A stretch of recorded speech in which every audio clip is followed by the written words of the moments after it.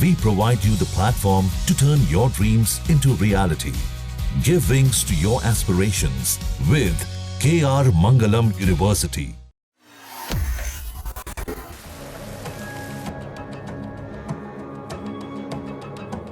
बिहार इन दिनों प्रकृति के प्रकोप से जूझ रहा है। राज्य के कई जिले ऐसे हैं जहां बारिश और बाढ़ ने जनजीवन को अस्त व्यस्त कर दिया है। गया से लेकर पटना तक हर ओर सिर्फ पानी ही पानी है। नदियां उफान पर है।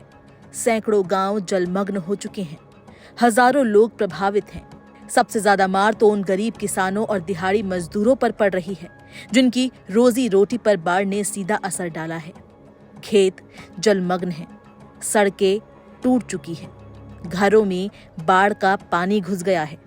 कई इलाके बाहरी क्षेत्रों से पूरी तरह कट चुके हैं। राज्य में इस वक्त कैसे हालात हैं वो जानेंगे, लेकिन उससे पहले फटाफट खबरों को देखने के लिए आप अपने फोन में दैनिक जागरण ऐप को इंस्टॉल कीजिए। यहाँ आपको सटीक और सही खबरें मिलेंगी। इसी के साथ दैनिक जागरण को सब्सक्राइब, लाइक और शेयर भी कीजिए। बिहार का गया जिले की स्थिति सबसे ज्यादा चिंताजनक है। भारी बारिश के कारण सड़कों पर दरारें पड़ गई हैं, कई पुल बह गए हैं, गांव का संपर्क पूरी तरह टूट गया है। वहीं जहानाबाद जिले से होकर गुजरी फल्गु नदी लगातार बारिश के बाद उफना गई है। इसके अलावा मोरहर और दरधा समेत अन्य नदियों में भी जलस्तर में वृद्धि दर्ज की गई। जिला प्रशासन ने फल्गु नदी के किनारे या निचले इलाकों में रहने वाले सभी नागरिकों से सावधानी बरतने की अपील की है। आम नागरिकों से अपील की जा रही है कि नदी, नहर और तालाब आदि के पास अनावश्यक रूप से न जाएं। बच्चों और पशुओं को जल स्रोतों के पास न जाने दें।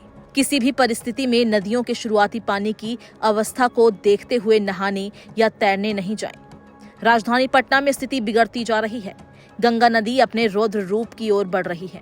गांधी घाट पर जलस्तर 48.14 मीटर तक पहुंच गया है, जो खतरे के निशान 48.60 मीटर से महज कुछ सेंटीमीटर नीचे है। हाथीदह घाट पर भी हालात गंभीर हैं। यहाँ जलस्तर 41.05 मीटर पर पहुंच गया है, जबकि खतरे की सीमा 41.76 मीटर है। दीघा घाट, जो पटना का प्रमुख क्षेत्र है, वहां भी गंगा का जलस्तर 49.32 मीटर पर पहुंच गया है। ये स्थिति प्रशासन के लिए एक बड़ी चुनौती बन गई है। राज्य में अन्य प्रमुख नदियां भी उफान पर है। पुनपुन नदी श्रीपालपुर में 47.68 मीटर पर पहुंच गई है।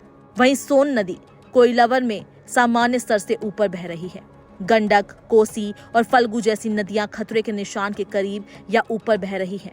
ये स्पष्ट संकेत हैं कि आने वाले दिन और भी कठिन हो सकते हैं। स्थिति की गंभीरता को देखते हुए जिला प्रशासन पूरी तरह से सतर्क है।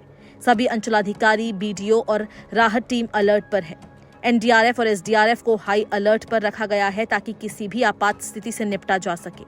बिहार में पिछले 2 दिनों से लगातार भारी बारिश हो रही है। मधुबनी जिले में सबसे ज्यादा 225 मिलीमीटर बारिश रिकॉर्ड की गई।